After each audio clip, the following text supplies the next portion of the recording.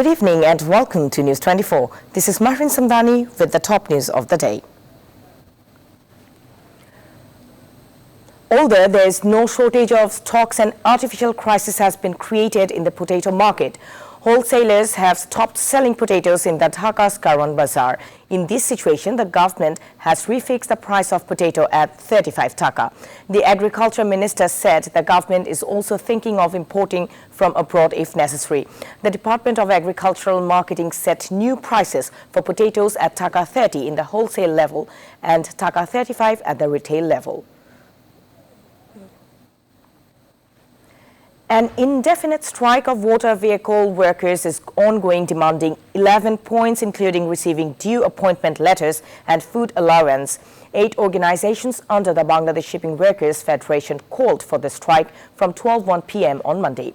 As a result of the strike, the movement of all kinds of goods and fuel vessels across the country has been stopped, leaving importers and traders in trouble. In this situation, they fear a loss of several crores. The strike broke out because the government and the owners have not accepted any of the demands till date, despite assurances to accept their demands every time. Meanwhile, BWTA chairman told News24 that Bashundhara, Abul Khair and Citigroup have expressed solidarity with the demands of the ship workers and promised to pay taka 2,000 per month as food allowance to each worker.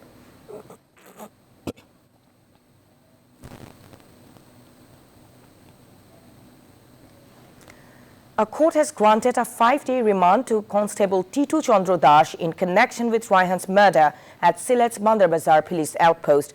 The court granted a 5-day remand to Titu Das after police applied for a 7-day remand in the court of Additional Chief Metropolitan Magistrate Ziadur Rahman at noon. Meanwhile, leaders and workers of different organizations are forming human chains as the case has not progressed even after 9 days. The murder and the main fugitive, Isaiah Akbar, has not been arrested. Business leaders in the human chain of the District and Metropolitan Business Unity Welfare Council in the Silet Court Point area strongly condemned Raihan's murder around 11:15 a.m. Furthermore, Foreign Minister A.K. Abdul Momen visited Raihan's home in Akhalia Neharipara in Silet to offer his condolences to his family. He also assured that there would be a fair trial for the murder. The High Court granted 8-week anticipatory bail to the independent member of Parliament from Faridpur 4 constituency, Nixon Chaudhry. A High Court bench of Justice Sheikh Mohammad Zakir Hussain and Justice K.M. Zahid Sarwar granted the bail. On Sunday, Nixon Chaudhry's lawyer applied for bail in the relevant bench of the High Court. Later, a hearing was scheduled for October 20th. Meanwhile, the court fixed November 30th for forming charges against Ismail Chaudhry Shamrat, the expelled president of Dhaka Metropolitan South Jubo League, in a drug and arms case. Dhaka Metropolitan Sessions Judge K.M. Imrul Qais passed the order on Tuesday. Shamrat was produced in court at 10 a.m. and was then remanded in court custody. Later in the hearing, the court denied bail to Shamrat after his lawyer applied for bail. Jubo League leaders crowded in front of the court during this time.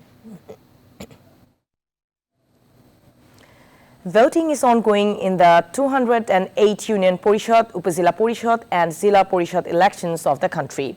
The voting started at 9 a.m. and continued till 5 p.m. General elections are being held for Daudkandi, Upazila Porishad of Kumilla and 15 Union Porishads of different districts at the local government level. Besides, by-elections of 7 Zila Porishads, 8 Upazila Porishads and 177 Union Porishads are currently being held. A general holiday was declared in these Upazilas and Union Porishads, where by-elections are being held for the chairman post. Additional law enforcement members have been deployed in the election zones. Meanwhile, in Chittagong's Lohagora, clashes broke out between supporters of 2 chairman candidates at the Muji Munisha Primary School Centre in the UP elections. Clashes also broke out between supporters of Awami League-backed candidate Mohammad Nuru and independent candidate Shahabuddin.